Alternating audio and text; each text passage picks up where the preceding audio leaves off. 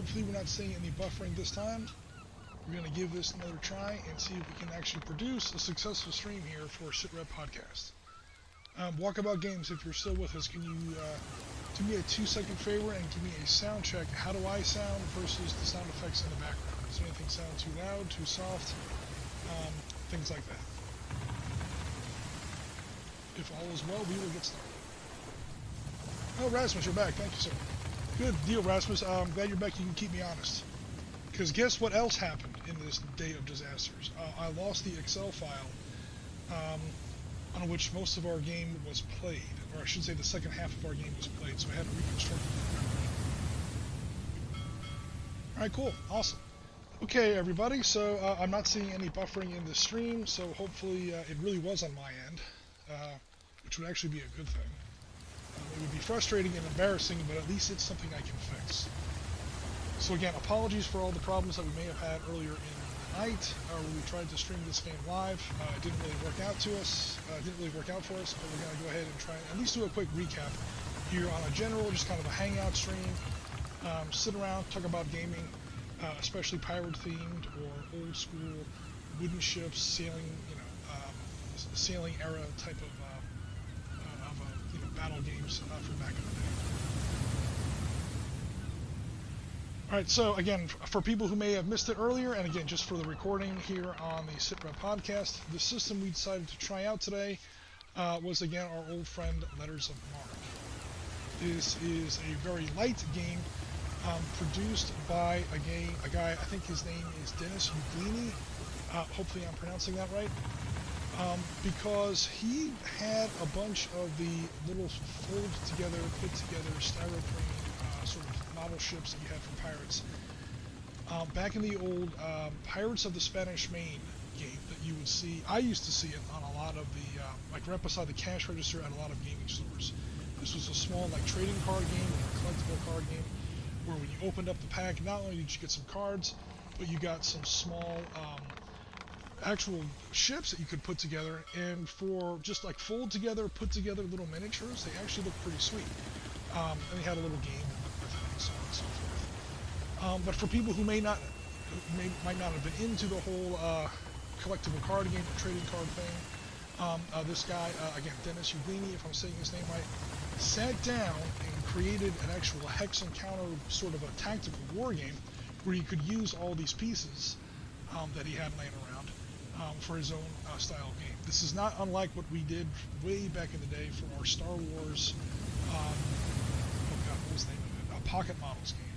So Star Wars Pocket Models was a thing from Wizards of the Coast and Lucasfilm, Lord knows when, way back in the day. I wound up with a huge pile of these cards from 100 years ago. Obviously, I'm not into trading card games or collectible card games at all, but I had all these little, fold-together models that looked pretty sweet. They were obviously very cheap, so I had a big, huge pile of them. Made up a little war game where you could, use them in an actual tabletop setting. This guy Dennis seemed to have the same idea for his Pirates of the Spanish Main game. So, awesome. Also based on pirates. Background sound effects sounding a bit louder now. Okay, I'll turn that down a little bit. Also based on pirates. Rasmus, are you talking about pirates like the Sid Meier's Pirates game? I would kind of agree with that. Oh yes, you're right. It is because he took the classes of ships that were available in the Fold Together game, and he sort of kind of tweaked it a little bit so that it would fit into the Sid Meier's Pirates game, where you had ships like pinnaces, barks, merchantmen, sloops, things like that, all the way up to frigates, which again is not technically historically accurate, but who cares? Galleons. Ships of the line, things like that. Alright, so super fast. I will turn down the sound just a smidge.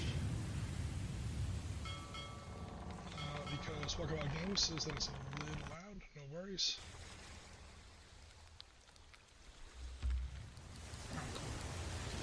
Alright, cool. Okay, so that was our game for today. It was again Letters of Marque. Presented by the Sitrep podcast, here to do a little bit of pirate action here on Nice Lazy Sunday.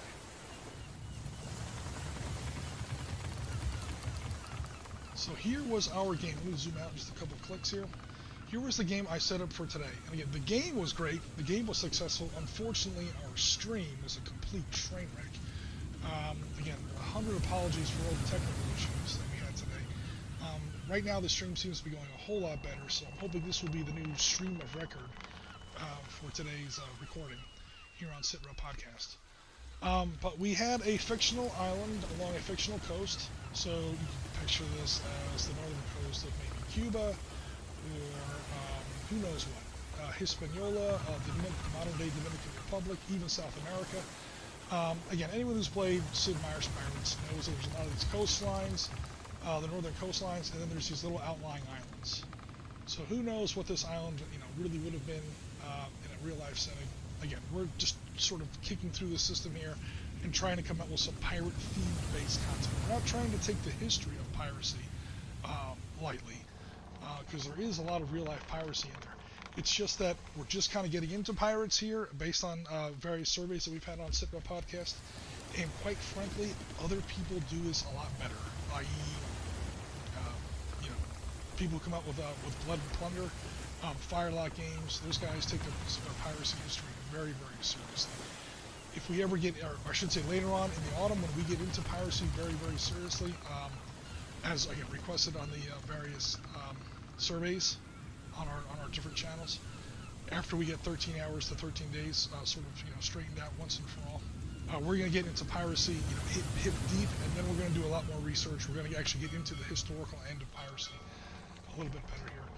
But for now, we're playing it kind of light. So again, we just have a fictional coastline, and we have a fictional outlying island, and on this outlying island, here within Southern Cove, is the fictional town of Genevieve's Haven. Genevieve is sort of borderline named after my girlfriend Jennifer, and we're going to go ahead and have a battle. We also have Gaz's house. Gaz has a nice little Caribbean getaway there. We have Martin's Manor, where he grows who knows what, sugar or tobacco or spices or whatever. He probably makes a killing on that. So we have some buildings here on our map. Again, normally they're just there for decoration, just to kind of show, like this is the actual Caribbean where people try to live and have commerce and have trade. And where there's money changing hands on the high seas, you're going to have piracy. So normally it's just kind of a decoration. It's just there for narrative purposes. Today, however, one of the things we're trying out is this fortress. So this game system does have mechanics for piracy. For shore fortifications.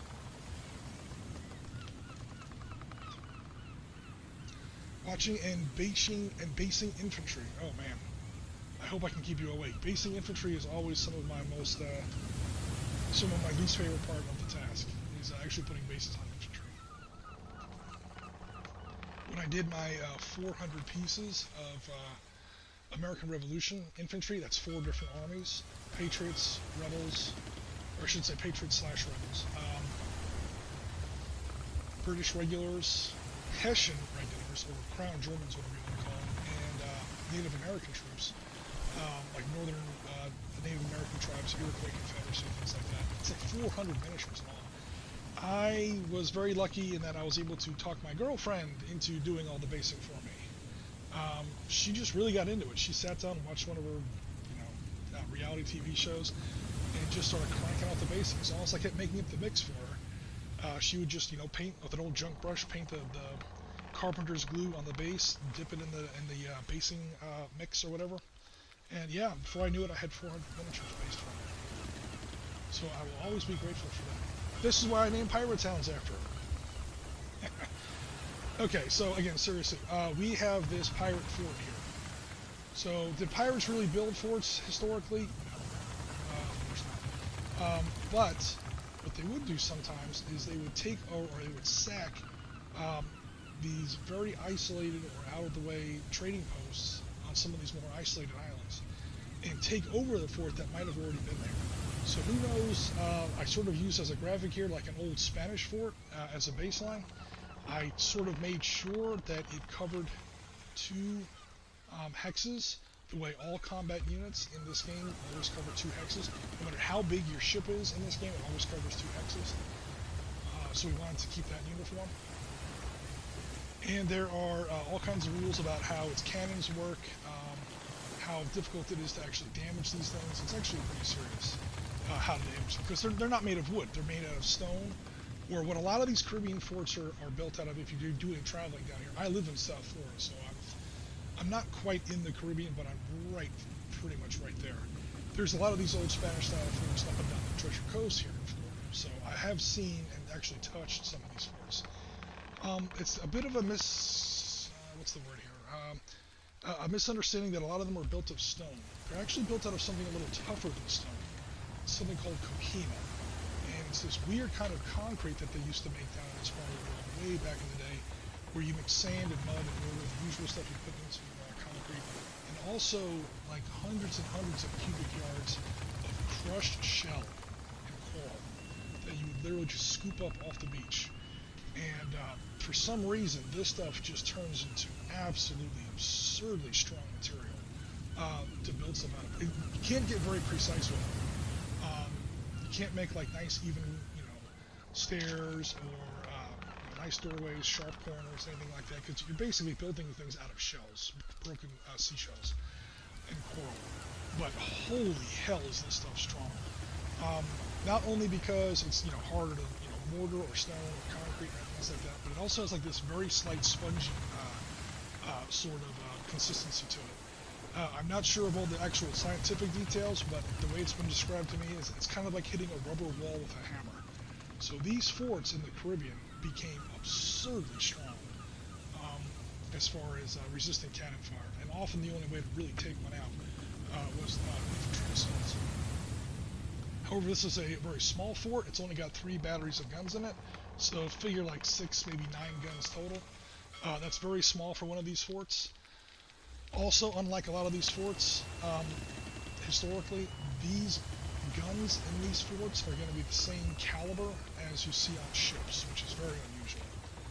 One of the big ideas, one of the big advantages of a fortification like this was that, surprise, surprise, it never has to move anywhere.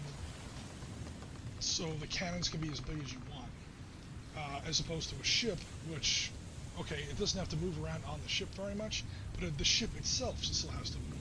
You're not unlimited in the size of the cannon you can put aboard a ship. And of course, even that is a quantum step above actual battlefield tactical artillery, like 6-pounders, 12-pounders on caissons, so you have to roll around on, and actually move around as part of an artillery, Napoleonic style, American Revolution style. So those are the 3 basic grades of cannons. Now this game doesn't really take that into consideration yet. As far as the size of the guns, it's just, it's got 3 guns. The guns use the same rules and the same ranges and the same saves as all the other guns you have on all the other ships. So as far as a fort goes, it's pretty small, but it's still a fort. It trades in its mobility for an absolutely absurd amount of resilience.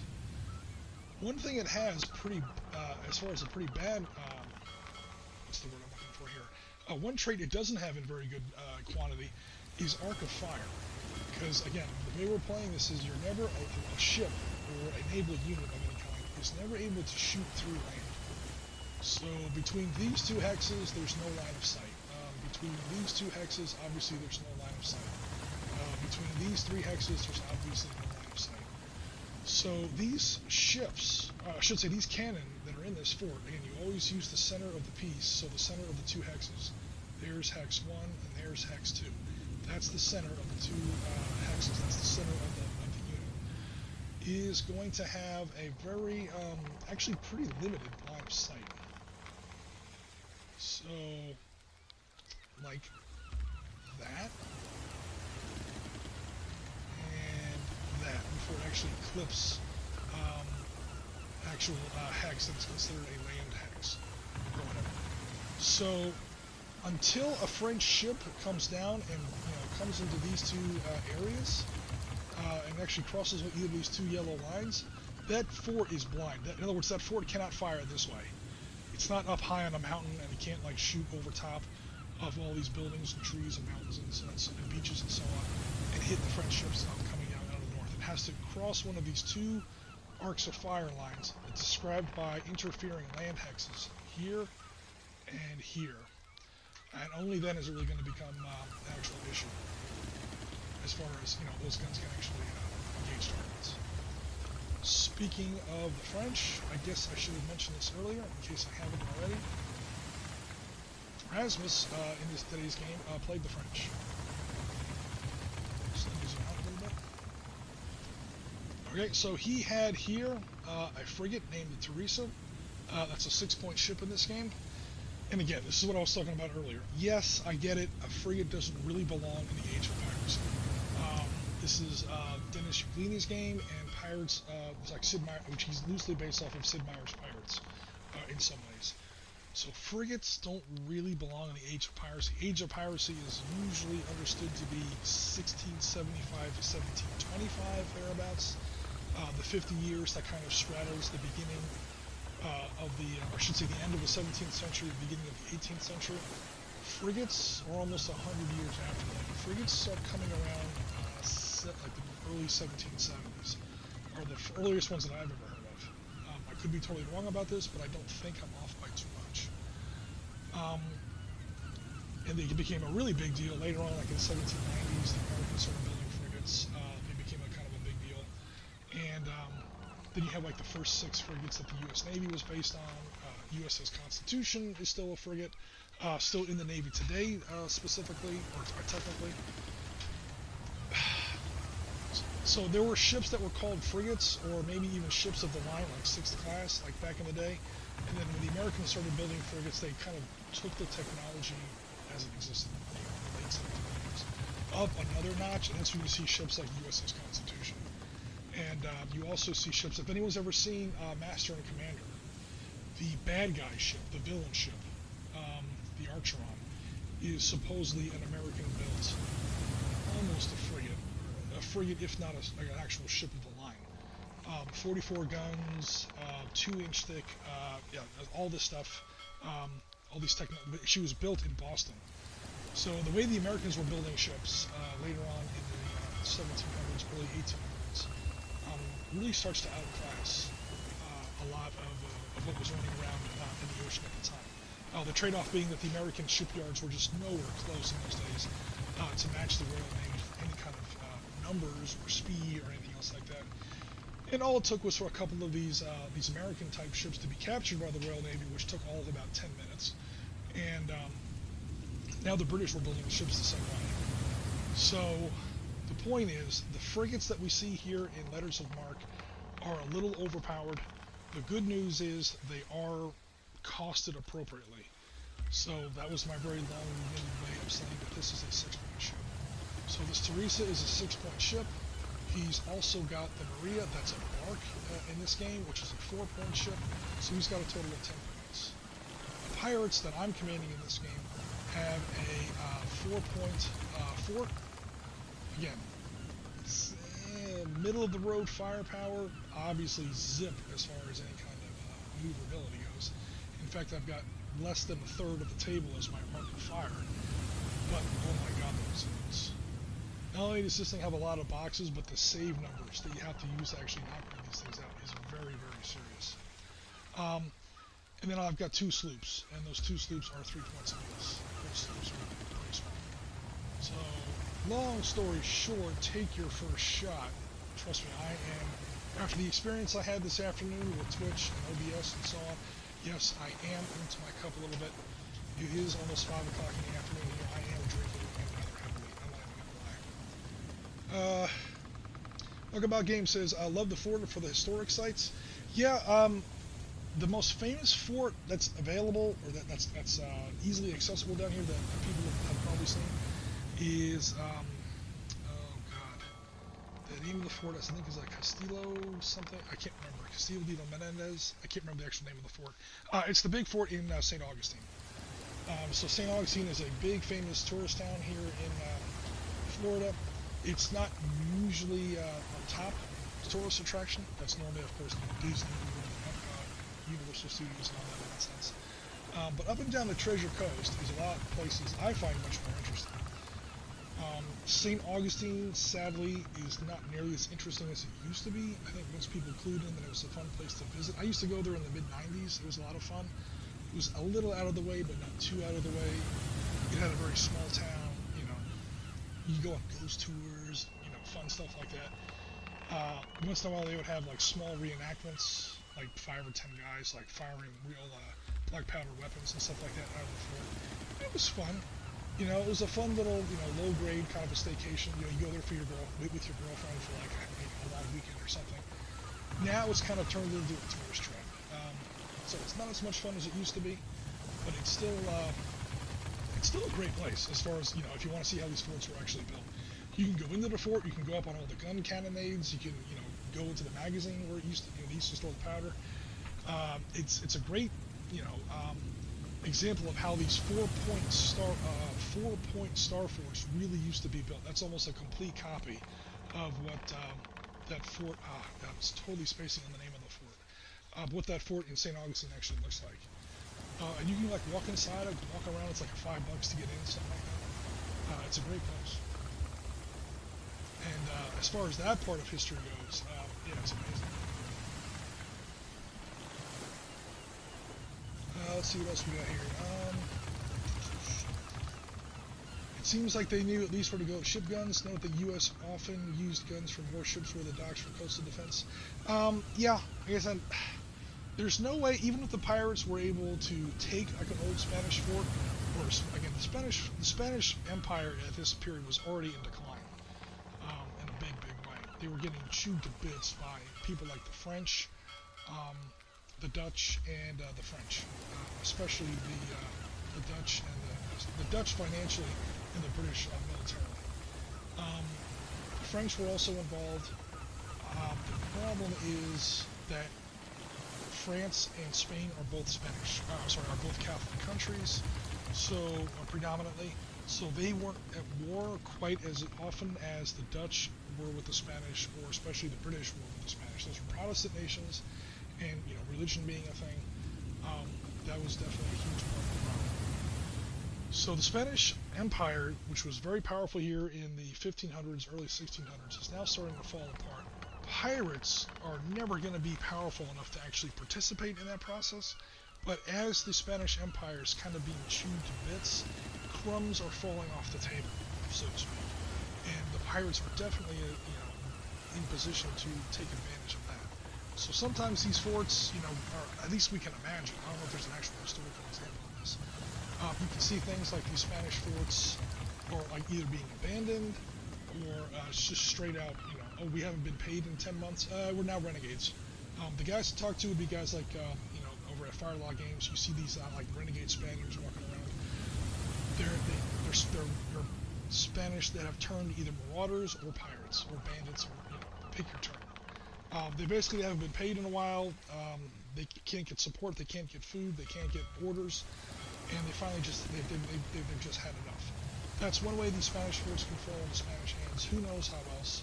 They can be abandoned. They can actually be taken from isolated, weak, starving, isolated, cut off sort of Spanish garrisons, undermanned Spanish garrisons. And so even if the pirates were able to take one of these forts, to Rasmus's point, there's no way they're going to be able to, forge new, 24-pound howitzers or whatever, to put on all these gun decks. So yeah, they're going to use stuff off the ship decks like Rasmus is talking about in the chat, and things like that. Again, that's sort of what the game is approximating here. The guns in these forts, in game mechanic wise, are the same kind of guns you see on the decks of the ships. Some seem to use frigates for 5th and 6th rate frigates. I think we mean some use frigates for 5th and 6th rate ship of the line. If that's what you mean, yeah, I would probably agree with that. At one point, I will make it to the U.S. Virgin Islands to see the forts there. I've never been to the Virgin Islands. That would be, I didn't know there were forts there. That would definitely be a cool place to visit. So for today's game, we are imagining a French marquis, sort of coming down here. He's got a small French naval force, basically 2 ships, a bark and a frigate. Small numbers, but pretty powerful ships. He's entering from anywhere on the northern edge of the table, and his job is to, at least weaken or put a hole, maybe even destroy this fort down here. He doesn't have to land troops. We're not actually experimenting with any amphibious warfare rules or anything like that. But he's trying to take out that fort, so that this town will be vulnerable to be retaken by the French. Apparently, Genevieve's Haven used to be a French home. Again, that fort's pretty powerful in a defensive capacity, and I have two much smaller ships, pirate sloops, ready to help defend this pirate compound.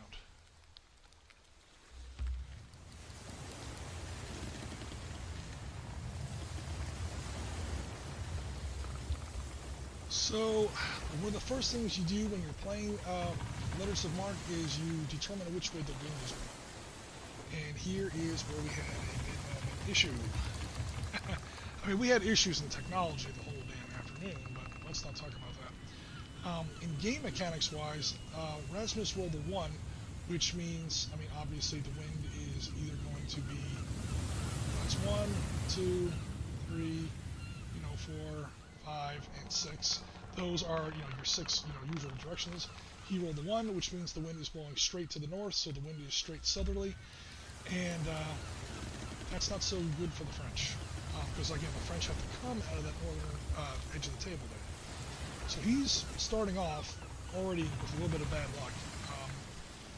He's literally having to play into the wind.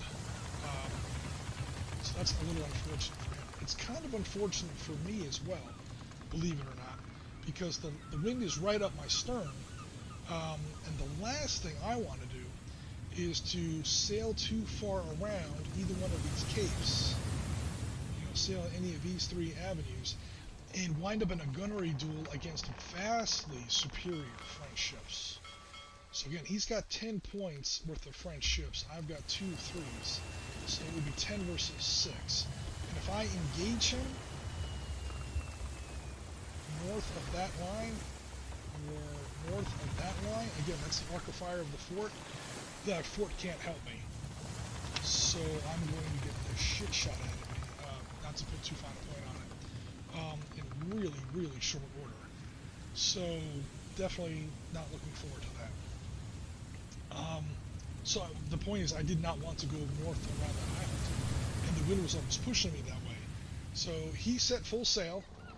In this game, you can set either full sail or half sail, and what that allows you to do is move, basically you get a faster movement rate because you have all your sails on. He chose to go full sail at first, and that's good because there's no pirate ships anywhere near. You don't always want to go full sail. The question automatically arises: why don't you just always go full sail? Because man, when your sail and your rigging is fully deployed, your ship is absurdly vulnerable to any kind of grape shot, chain shot, bar shot, anything that's going to go into your, even solid shot, anything that goes into your rigging is going to tear down your rigging very, very quickly. You're going to lose your sails very, very fast. In game mechanics, it's very simply handled is if you're at full sail and you're hitting your rigging, you don't get a save. It's just automatic damage. And as soon as you lose at least 1 mast, your speed is reduced. And you can never go to full sail again because you don't have all your masts. So full sail is fun when you're still at your end of the table, you're trying to maneuver, you're trying to go really fast. Once you get close into gunnery range, you remove those full sail tokens and you never put them back up again, trust me. Because it's very, very bad. It gets very bad very quickly. So I don't know if you can see this all the way down the bottom of the screen. We had turns 1 through 4. We had a bit of a slow start, where it literally took Rasmus, I think he started off here, and he started off here. Let me clean off the map here for just a second. I think he started off here and here for his 2 ships. It took him 4 turns to get to these locations. Because again, it's tough to sail into the wind. There's a thing called tacking into the wind, where the game actually, without having a rule for it, it does allow you to end your turn facing into the wind. Facing with the wind, and then that sets your speed for the turn, and then you can immediately turn into the wind and get the full movement rate, and then so I kind of explained that badly. So if the wind is going this direction, and you have to sail directly into the wind, it's like, oh, I'm screwed. It's no, actually you're not. What you do is you keep doing this, and it's called tacking into the wind. Again, I'm not a big sailing expert, but if you watch, yacht races, old combat, like naval combat movies, Master and Commander, you see this kind of thing, where you sail into the wind, and then you turn this way, you pick up a lot of speed, and then you turn back into the wind, and you still have that momentum. And it's still slower than just sailing with the wind right up your right in one of your quarters. But it's a way to actually sort of sail into the wind, to harness the wind, even though you're sailing in the exact opposite direction.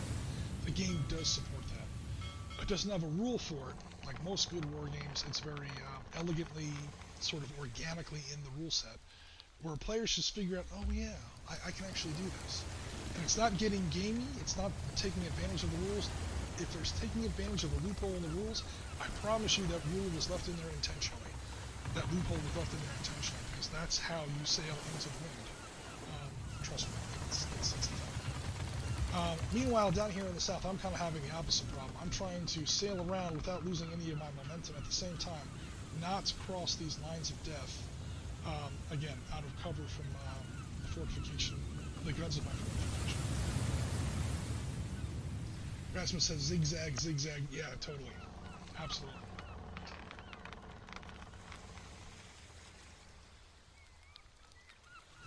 Alright, so then we go over here to turn 5, where things finally started to happen a little bit. So again, what Rasmus has started to do is end his turn with the wind on your quarter. Okay, what I mean by the wind on your quarter here is,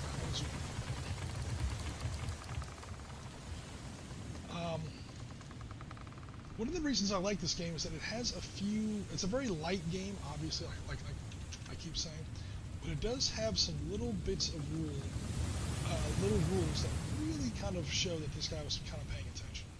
So here's the wind. Say the wind is just heading straight north. You have 6 possible orientations to the wind, obviously, because it's a hex-based game. Believe it or not, the wind right behind you is not the best configuration. So obviously you have a bunch of sails set up along the center line of your ship, and if the wind is directly behind you, it's going into your aft sails and nothing is going into your forward sails. Your ship is basically moving at half speed. The best way to be aligned with the wind is to have the wind on one of your quarters. Like that is your port quarter, basically the port back part of your ship. That's what port quarter means for you land lubbers out there. Or your starboard quarter. Basically, it's diagonally and from behind is what we're looking for here. Because as you can see here, now the wind is entering all of your sails, and your ship can make full speed. So those are the 2 best positions. Not so hot is when the wind is on one of your bows. So right there we see the starboard bow, that's the right-hand side of the ship on the front, and that right here is the port bow, the left-hand side of the ship on the front. The captain can sort of make use of wind-powered propulsion, even though the wind is kind of blowing the wrong way, because he's not sailing straight into the wind, but it's difficult. The worst, of course, is when you're sailing straight into the wind. You basically can't move at all. All you're able to do is sort of swing one direction or the other to hopefully get the wind kind of behind you a little bit. Now, what you are able to do, though, is, like I was saying, if you're sailing, let's say, okay, turn 1. I'm trying to sail south. Oh crap, the wind is blowing straight out of the south. Well, that sucks. Alright, so what do? Alright, let's see. I'm going to end on turn 1. I'm going to end this way. And I'm going to just come on the board this way. 1, 2, and then, even though I'm still trying to head south, I'm going to end my turn facing this way. Okay, that's the end of my turn. Turn 2, the wind is now on my quarter, which means I get full speed. For a frigate at full sail, that's 5. Okay, 1, 2, 3, 4, 5, and then you turn again. 1, 2, 3, 4, 5, turn again. You're I'm being a little, it's not quite that easy, because you're only allowed to make so many turns in a hex and whatever, but that's a general idea, is how you tack into it. So, what's finally happening here on what's been happening here on turns like 3, 4, and especially 5, is, Rasmus has finally gotten to where he's tacking into the wind and he's made pretty good speed southwards here towards Genevieve's Haven. He's sort of hugging the coastline. Again, my fort cannot engage him over top of these towns and over top of these land hexes. And he's starting to peek out here with his bark, Maria. Priscilla here, my pirate sloop, Priscilla here does have range. 1, 2, 3, 4. Takes a first shot. Does manage to shoot out one of his sails, and that's gonna, because again he gets no save because he's still at full sail. He can't shoot at me because he doesn't have a broadside on me. And yeah, that's gonna be the first fire phase of the game. So we have a little fire marker there. Things are finally starting to open fire a little bit. I'm happy to say. And that's really, again, it takes till turn 5. So we had a bit of a slow start. But that was, again, probably down to the wind. Make sure nothing's going on where I need to. Still no lagging on the stream, guys. The stream seems to be still behaving itself pretty well. I'm really hoping today's issues will on my side. So, Walkabout Games says he loves American War of Independence. Walkabout Games, you and I are going to have to talk. Because American War of Independence, American Revolution, whatever you want to call it, is definitely one of my favorite, excuse me there with the microphone, is definitely one of my favorite, mechanics, or not mechanics, war game settings.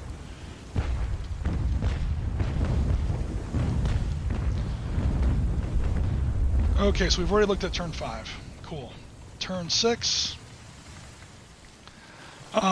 Yeah, the fleets are still sort of struggling against the wind. I'm trying to make sure that the wind doesn't push me too far forward.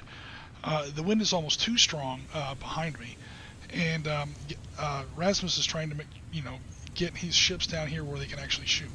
You're not allowed in this game to shoot through ships. So right now he's blocked by land hexes here. He's blocked by ship hexes there. Also, he doesn't have a broadside quite. So yeah, he's having a bit of a problem. It's not his fault. It's just that the wind is continuing to play havoc with his maneuvers. Now, of course, the wind does change. In Letters of Marque, the way the wind will change direction is you will have you roll initiative at the beginning of each turn.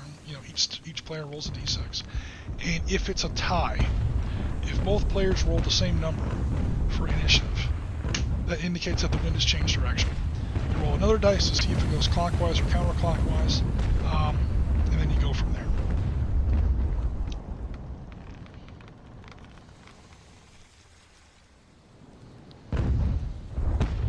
So yeah, turn 7, not a lot of change. We're still sort of, these two ships are actually now exchanging fire. I should have a fire marker there on the Maria as well. So we have the French bark Maria and the pirate sloop Mariana exchanging fire at 4 hexes. That's medium range. For people who may be interested, there's the firing template. So again, a ship is always 2 hexes. You set up the template like so, and come on, baby. I'm trying to get it to where it actually is lined up to the hex grid so you guys can see. Yeah, and that's how you figure out, what ships go where, or what ships can actually see and fire at each other. Because again, it's not just distance; it's also arc of fire. These ships have to fire broadsides. Right now, there's no rules in here for chase guns or anything like that. We may introduce that later if this game continues to be popular. But for now, we're just playing it right out of the book.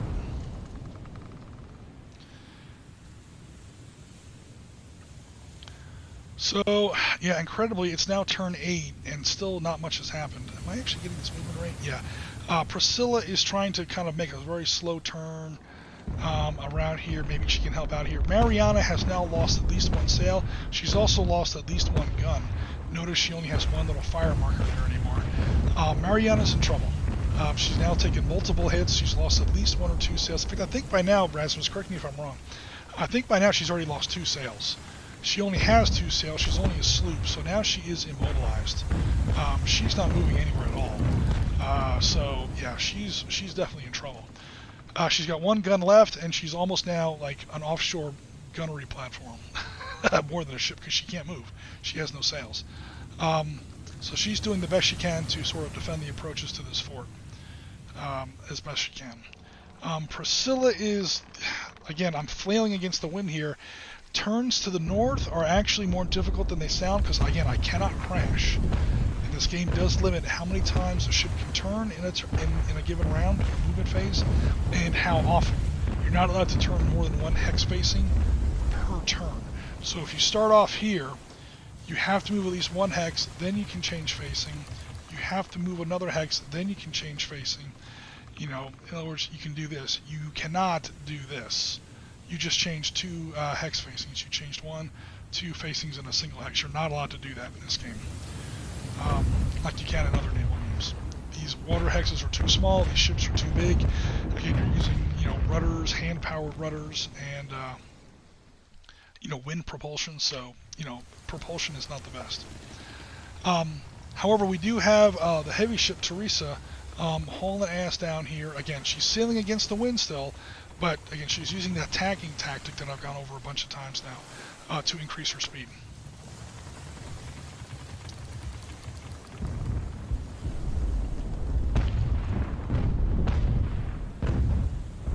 Okay, over here on turn 9, things are finally starting to heat up a little bit. Yes, turn 9. This game had a bit of a slow start, again, because of the wind and also technical issues that we were facing. We have Teresa pretty much coming down in a line generally like that. I may not have the exact number of hexes right, but it came down generally like that. Notice 1, 2, 3, 4, 5, 6. Rasmus is being very careful to stay out of range of that fort. So, whenever you're facing a fort, either in this game or in Dark Star or any kind of game where installations are a thing, if at all possible, engage part of the enemy fleet while the fort cannot move, cannot get at you. So in a normal game, yeah, that's a fort. If that fort was like a battleship or something, yeah, I can go ahead and move out there and engage you. You know, hello, welcome to the party. Obviously here that's not going to happen. So with Maria, he's being careful. I am in range. 1, 2, 3, 4, 5. I've got her in range. I can't see her. She's hiding behind that little spur of land there. And Teresa, guess what? I can see her clear as day, except, oh, she's out of range. 1, 2, 3, 4, 5, 6. 6 is the range for most of the guns, for all the guns in this game. Also, I am blocked by my own ship, which can't move, the Mariana. So for a couple turns now, Rasmus was deliberately not firing at the Mariana because she was derelict. She now very shortly had no guns left and no sails. She was literally a pile of wood sitting out there in the harbor. She's not sunk, so she can still be boarded. You get double victory points for boarding enemy ships, but he didn't even want to do that. He deliberately kept her going there because he was using her carcass as cover. So as long as she's there, these two hexes are line of sight. They block line of sight. So he's using my own ship against me to sort of maneuver Teresa around to where he can open fire. I mean, he's got a pretty good broadside on Maria. He does put one broadside into her. I think that's what finally knocks her out as far as both of her gun batteries and both of her sails. But he does make a point not to sink her, which was actually pretty smart.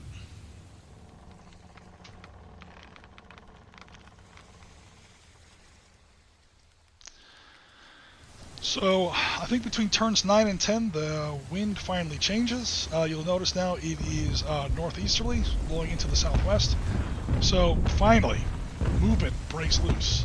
Unfortunately for a lot of our ships, it's already too late. So let's get started here. Again, we see Teresa, that's the big French frigate, turned down, around finally where she can see the target, the harbor of Genevieve's Haven. And can't quite see the fort, though, although, again, that's by design. In fact, he deliberately slowed down his movement a little bit to get at least one more turn where Mariana's hulk, for lack of a better word, was blocking line of sight between the guns of the fort and the rest of the French fleet. And again, still no luck on the Maria. So here it is turn 10, and my guns have, and the big guns in my fort still haven't fired a single shot yet.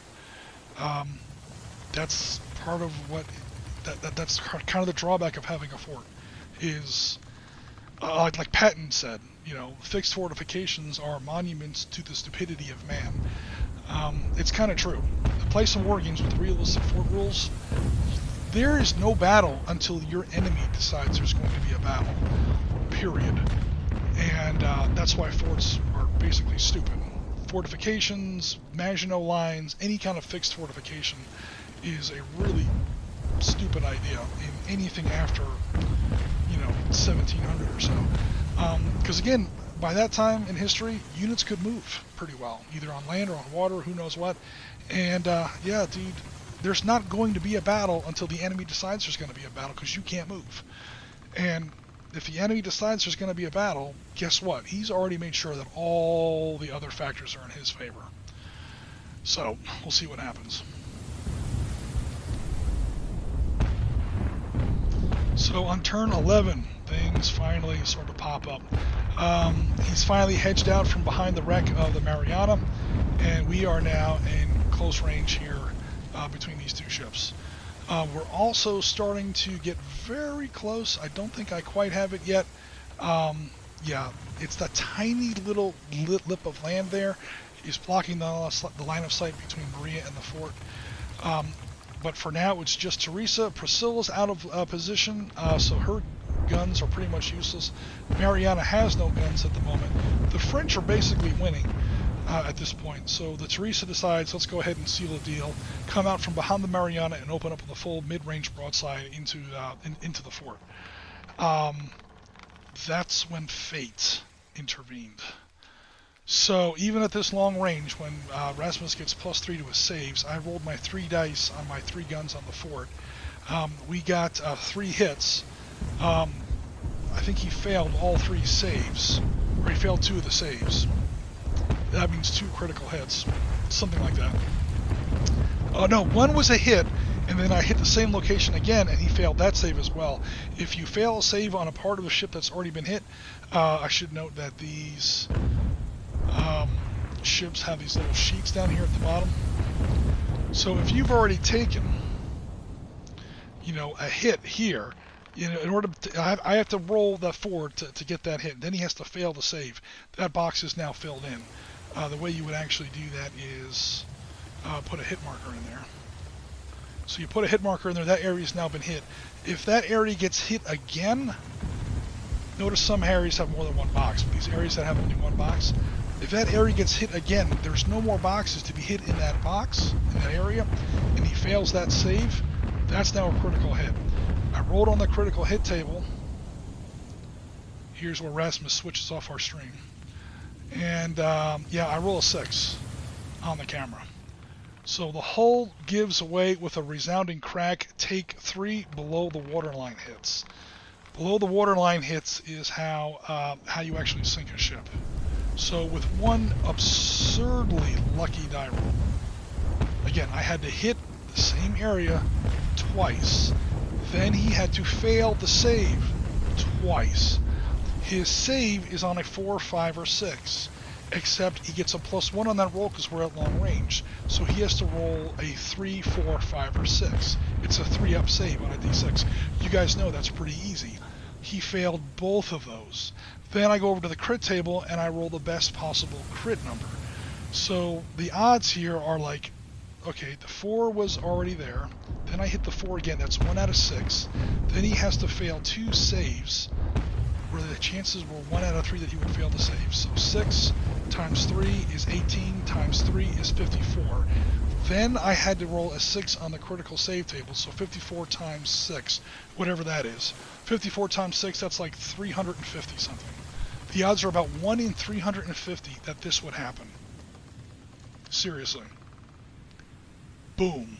It happened. I hit the 2 areas of number 4 twice. Then he failed the save twice. Then I hit the best possible crit location. Yeah, I just figured it out in my head. The odds are about 350 to 1. What can I say? All the luck I was not having with Twitch today, I got on the table.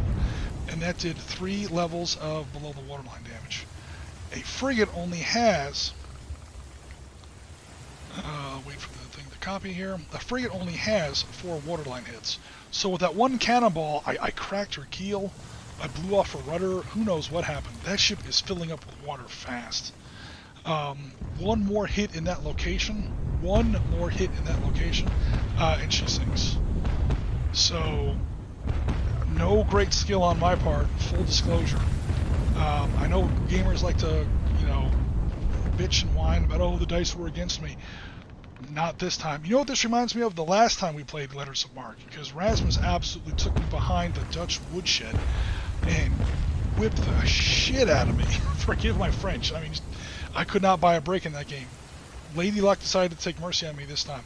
Again, the odds are about 350 to 1 against this happening. This is not typical. But I got it. It was all rolled on camera. And just like that, the French go from winning the game to, oh my god, can we get away fast enough? Because this ship is literally in the process of sinking.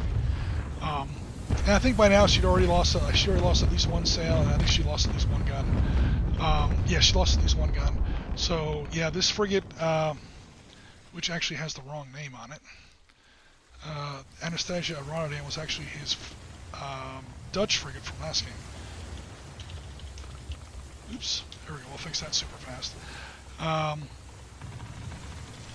Sorry about that. And yeah, that's where we were at the end of turn 11.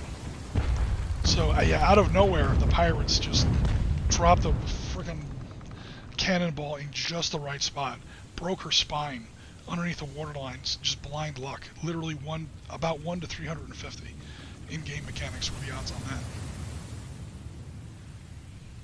Alright, welcome to the stream because science teacher. Yeah, it seems to be behaving a lot better right now. So we did kind of not get the live game here on a Twitch stream, unfortunately. So I basically just like rebooted my computer, I closed on everything I didn't need, and I tried another stream.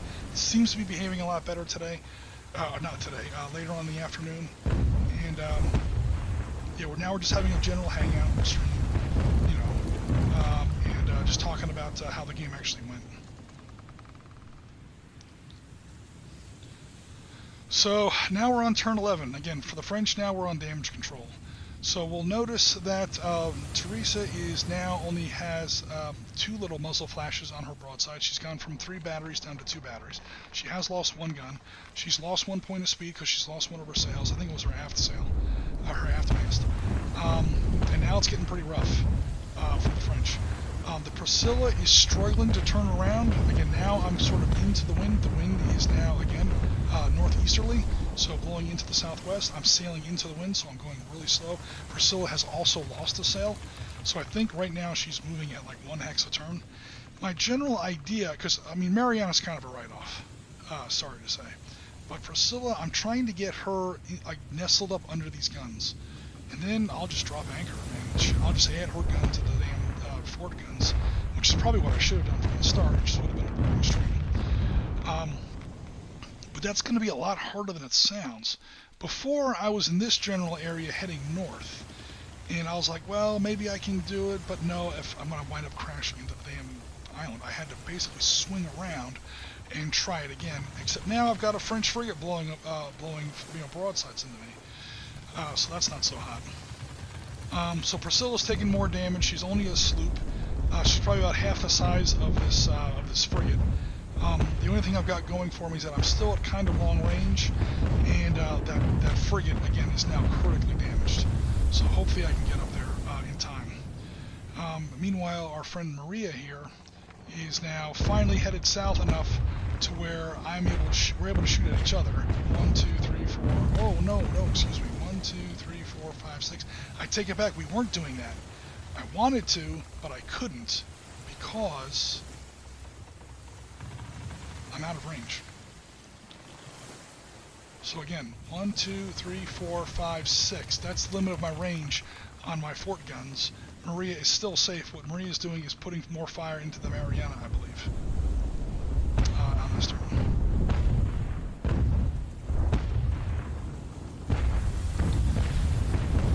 Oh boy. Yeah, so again, Maria, even though the wind is on her quarter, is still not doing so hot on speed because I think she's lost 2 out of her 3 masts. She's down to a speed of 1, so she's crawling along. She's just pouring more gunfire into the Mariana, hoping to sink her at this point. 1, 2, 3, 4, 5, 6. Teresa is being very cautious to stay out of range of that fort that clobbered her so hard that one time, but she is staying within range of the Priscilla. So Priscilla now has no targets, is still taking more damage. I'm getting lucky on some save rolls, But the Priscilla has now, I think, lost all of her guns. I think she has one sail left. So again, I'm just trying to limp her back into harbor, where if, for narrative purposes, if she does sink, maybe she'll be salvageable. And the game finally ends up on turn 14. So, oh, I'm sorry, the Priscilla did have one gun left. So as Priscilla finally, again, it took her like 3 or 4 turns to get into the position she wanted to. When the Priscilla finally got to where she wanted to, she was able to fire one cannonball into the Teresa. I fired all my cannons from my... Oh, no, I couldn't. Yes, I could. All right, so this looks confusing, guys. I know I just said that you cannot fire through ships. So I do apologize that this map looks a little confusing here. It looks like the fort fired straight through the Priscilla. That actually didn't happen. The way the turn sequence works in this game is you have... the way the turn sequence works in this game is... Okay, a ship moves or fires, a ship moves and fires, then the enemy moves and fires the ship, and so on. So it would be something like, oh, the Teresa moved here, the cannons on the fort are now in range, 1, 2, 3, 4, 5, although they're at long range. I fire my 3 guns down into the Teresa. I don't even know if I did that much damage to her on that salvo. Then, oops. Then the Priscilla moved into that hex, and then took her shot. And I think that's how that happened. As far as because I know that just looked a little weird as far as cannons firing through ships. I mean, that's straight out not legal. But again, it's done in turns, and these I should say phases. Each ship moves and fires in turn, and these screen captures here are sort of taken at the end of the turn. So the fort fired, then the Priscilla moved and fired. I'm pretty sure the fort didn't really do anything serious to the Teresa. The Priscilla with one cannonball, I think it was the Priscilla's one cannonball, did take a shot, did score a crit, or didn't score a crit, did hit a place that was already out of damage boxes. I think, okay, the fort fired, knocked out some more damage boxes, and then when the Priscilla fired later in the turn, it hit another one of those damage boxes that are now out of damage boxes, which means if he fails that save, it turns into a crit. I think that's how it played out. So the fort helped, but honestly, it was little Priscilla that scored, I think, the killing blow, if I remember correctly. This game took place about 2 hours ago. I might be missing a little bit of the detail on that, but I'm pretty sure it was the Priscilla that scored another crit or 2, and managed to actually break the keel of the Teresa and literally sink her. That happened on turn 14. We went ahead and called it at that point. Yes, it was a pirate victory, but it was an undeserved pirate victory. I'm not even kidding. Rasmus was careful. He was tactical. He used range and line of sight to his advantage, but it was literally a 1 to 350 shot, if my math is correct. 1 out of 6 times 1 out of 3 times 1 out of 3 times 1 out of 6. So whatever that turns out to, I think it's 1 to 300 and something. In fact, you know what? Let me go ahead and check my math here super fast. So the first hit was in section 4. That's fine. The thing is, I then have to hit section 4 again. I have to roll a 4 on a d6 specifically with my second dice. So that's 1 out of 6. Okay? Then he has to fail his save twice. Because I've hit that same area now twice. Either one of those saves would mean that no crit was possible. His save was a 3 up, so only a 1 or a 2 would be a failure. So that's times 3 times, 6 times 3 times 3.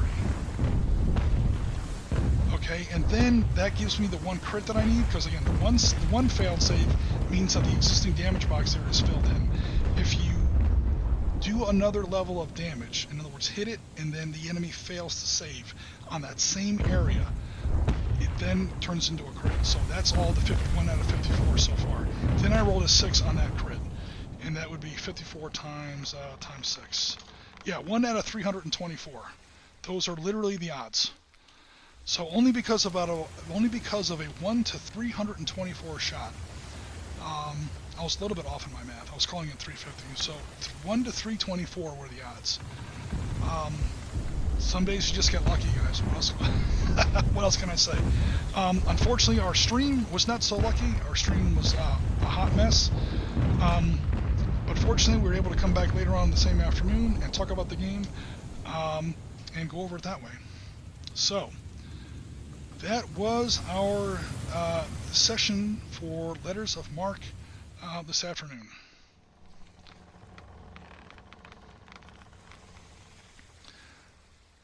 Like closing in with the Russians and Dark Star, says because science teacher.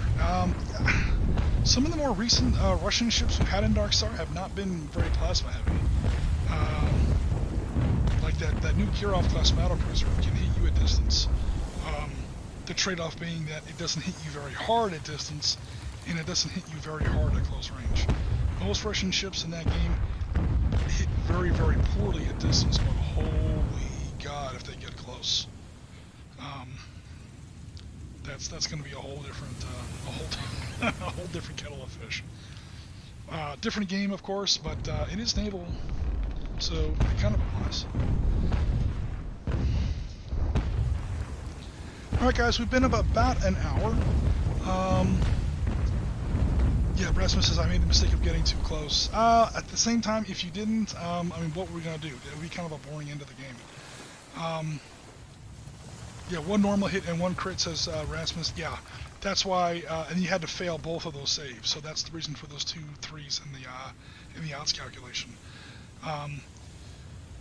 So the first roll doesn't really matter. It would have been in any, as long as it's not an actual sail anywhere on the deck. I was shooting low, so I couldn't hit a sail. So that first die roll, it almost doesn't matter. The second one has to be in the exact same place. I have to roll the exact same number again. That's 1 out of 6. Now I've hit the same place twice. You have to fail both of those saves. That is 1 out of 3 and 1 out of 3. So again, that's where our odds calculations start off at. Then once I determine that a crit has been assessed there, I have to roll the best crit of the game, which is a 6 on a d6. So if this seems like this game turned on a dime, oh hell yeah, it did. If it seems like the British, it seems like the Pirates won this game, hell yeah, they did. If it seems like the Pirates just got hella lucky, oh damn straight they did. That was not, yeah, Lady Luck. I don't know what happened between Rasmus and Lady Luck last night, but whatever it is, she didn't like it, and she took it out on him big time in today's Letters of Marque game. Actually, this stream was great because it means you can skip over the slow stuff. Yeah, I just want a modern battleship for the IJN in Dark Star. We have 2 battleships in Dark Star right now for the Japanese. One of them is definitely not modern. One of them is the Haruna class, and it's sort of based on the old school, yeah, Harunas basically, Haruna, Kirishimas, things like that, Congos, from later part of World War I into World War II. There's also the Yamato class, which is pretty awesome, because it's the friggin' Yamato. Yes, it does have 3 triple turrets of 18 gigawatt railguns. I don't know where I could have possibly gotten that idea. But that's one that we really kind of reserve for really nobody, because it's the freaking Yamato. There are, I think, 4 of them, based on the historical 4 ships that they were supposed to build for that class. Of course, that's Yamato, Musashi are the 2 completed Yamato-class battleships of World War II. The third one, the Shinano, was converted into a carrier midway through construction. So IJN Yamato did get launched. There was a 3rd Japanese Yamato-class battleship. Not many people know this. Although by then she was a carrier, and she lasted literally about 12 hours. She was out on her shaking out cruise, took a single torpedo from an American submarine right outside of her harbor, and sank. Because she was not ready for combat. I think she had a skeleton crew on board. I think her entire crew for that mission, which is supposed to be about 3,000 people, I think she had like 400 or 500. It was literally just make sure the ship doesn't leak, go outside in the parking lot, drive around in a couple circles. Unfortunately, there was an American submarine in the parking lot, and kaboom, there goes that. And she went down like a lead bucket. And the 4th Japanese battleship was never built, was never completed. In fact, they tore her apart halfway through construction and used her materials to help build the Taiho class carriers that took part in the Battle of Philippine Sea, where they were promptly sunk. The Japanese just could not buy a break in the second half of World War II at all. So, but in Dark Star, yeah, those 4 ships are out there. I don't remember what I called the 4th ship because she never actually had a name in real life. So I think I made one up. But a modern battleship for the Imperial Japanese Navy would be, yeah. There is one. It's the Yamato, but I kind of don't let people play Yamato class battleships. So I guess what I'm trying to say is I do need to build a modern Japanese battleship that I will, actually let people play. It's not that I don't let them. It's like we tried them out in scrimmage games, but no one's been, no Japanese player has been, or I should say no player with a Japanese commander has gotten far enough to where he would even come close to commanding a Japanese, like a Yamato class battleship. And I'm still not 100% sure it's even a good ship, because battleships in Dark Star are even now kind of sketchy. I'm not 100% sure that they work. And that's almost a good thing, because, I mean, battleships in general are literally white elephants. They're not very good. The golden classes in that game, I feel, are light cruisers. I think those are the best class in the game. But others may disagree. That's where your Combat Commander is going. Nice. Combat Commander wants a Yamato.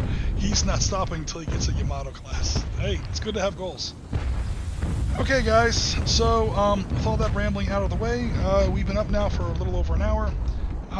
Again, thanks everybody for your patience. If you were in our previous attempts at a stream earlier this afternoon, again, I really apologize. We just had 1,000,001 problems with OBS, locally on my end, also with publishing that out through Restream to either Twitch and also YouTube simultaneously. We had a huge problem there, and it just wasn't going well for us. We did finish the game, but we had like 4 attempts at a live stream and it just kept crashing. So again, we just kind of gave it a rest, restarted the computer, cleaned up some stuff in the background, and tried it again as a summary game, and it seems to have worked out pretty well. So hopefully this stream will go up fine, and people get something out of it. Again, for our Sunday content here on Sitrep Podcast, and we'll be in touch. Through the week. Thanks very much for all your support. As always, again, we're on Facebook, we're on YouTube, we're on Twitch, we're on Discord. Guys, if anybody wants a Discord invite, hit me up over on sitrep.podcast@gmail.com, where you can find us on Discord. Sitrep Podcast on Discord. We're growing Discord pretty fast. Or you can just drop a comment here in this YouTube comment thread, or over on Twitch comment thread, and we'll figure it out. But for now, we're going to go ahead and close out the stream. I faced 2 battleships in the last 2 games. Yeah, definitely. So yeah, thanks very much for all your support, everybody. We'll be in touch later on this week. We do have some content coming out from Gaz on Tuesday. Gaz has a new painting video coming out. I have a new Panzer Leader video coming out later on this week, where Piotr and I go at it. This time in the Western Desert. We have Germans versus Desert Rats in Libya, January 1942, in a nice little Panzer Leader game. So, yeah, there's a lot going on this week. But for now, we're going to go ahead and log off. Stay safe, stay cool, keep rolling 6s, and as always, Tango Mike for listening.